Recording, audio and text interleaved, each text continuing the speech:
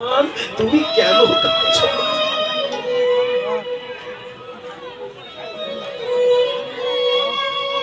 ভগবান তোমার চোখে জল কেন? তুমি কেন কাঁদছো প্রভু? সকাল হলে বন্ধু বান্ধবদের দেখা হলে বলি, বন্ধু ভালো আছে? অপরিচিত মানুষকে দেখা হলে ভালো আছে? কোন বান্ধবীর সঙ্গে দেখা হলে কিরে ভালো আছিস? কখনো ঠাকুর ঘরে গিয়ে বলেছেন, গোবিন্দ তুমি কেমন আছো?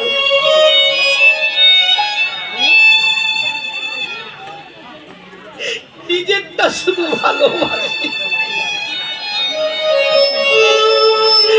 গোবিন্দর ভালোবাসি না।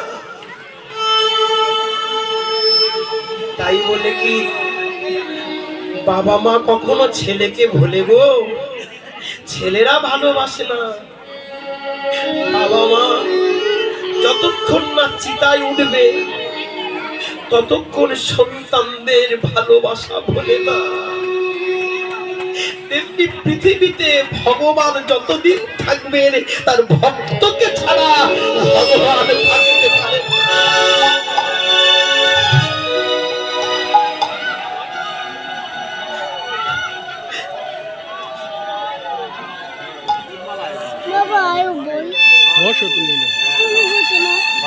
না আমি ভিডিও করতেছি। বসো মাগো, একটা শিষ্য গুরুদেবের কাছে গিয়ে বলছেন, গুরুদেব আমার বড় ইচ্ছা আপনাকে দুটো সেবা দেব আর কিছু বৈষ্ণব সেবা দেব। তা দিবি? বেশ, আগামী একাদশীর পরের দিন তুই দিস, আমি তোর বাড়ির সেবা নেব।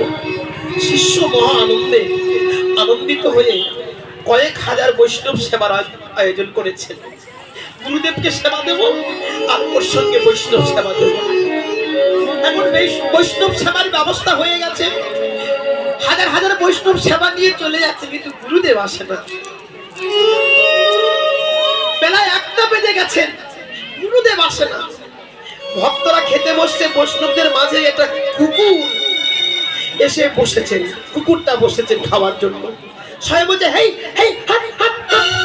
কুকুরটা যেই তারা দেয়, ও আবার ওখান থেকে উঠে গিয়ে যেখানে ফাঁকা পায়, আসল ফাঁকা পায়, সেখানে বসে। ওই শিষ্যটা একটা লাঠি দিয়ে কুকুরটাকে প্রচন্ড মার মেরেছে। এত মেরেছেন, কুকুরটা কাঁদতে কাঁদতে কাউ কাউ করে সেখান থেকে চলে গেছে। কিন্তু গুরুদেব আসে না। 5টা বেজে গেছে। তখন তার স্ত্রীকে বলছে, হ্যাঁ গো, গুরু ছাড়া কি আমি সেবা দিতে পারি? তুমি এক পাত্রে আমার গুরুদেবের জন্য খাবার দাও, আমি গুরুদেবকে দিয়ে তবে আমি সেবা দেব। শিষ্য পাত্রে করে গুরুর সেবা দেওয়ার জন্য সমস্ত অন্নগুলো নিয়ে গুরুদেবের বাড়িতে গেছেন। গিয়ে দেখেন গুরুদেব তার আশ্রমে খাটের উপরে পড়ে চিৎকার করছেন, আর কয়েকজন শিষ্য গরম জল দিয়ে পিঠটাকে ভালো করে সেঁকে দিচ্ছেন।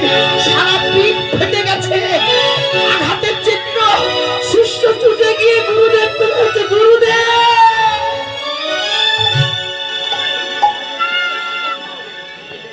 গুরুদেব কে তোমার মেরেছে? গুরুদেব কে তোমার মেরেছে? ওরে তুই তো মেরেছিস আমার। আমি মেরেছি গুরুদেব? কখন মনে নেই? তোর ঘরে আমি কুকুর সেজে গিয়েছিলাম, তুই আমার কতটা মেরেছিস রে,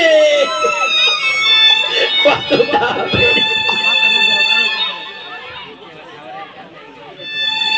শিষ্য ছুটে গিয়ে গুরুদেবের চরণটা ধরেছে। গুরুদেব শেষে তুমি কুকুর সেজে আমার বাড়িতে গেছো। ওরে ভগবান কখনো স্বরূপ নিয়ে যায় না। ভগবান চিরদিন ছদ্মবেশে ভক্তের দরজার কাছে গিয়ে অপেক্ষা করে। ভক্ত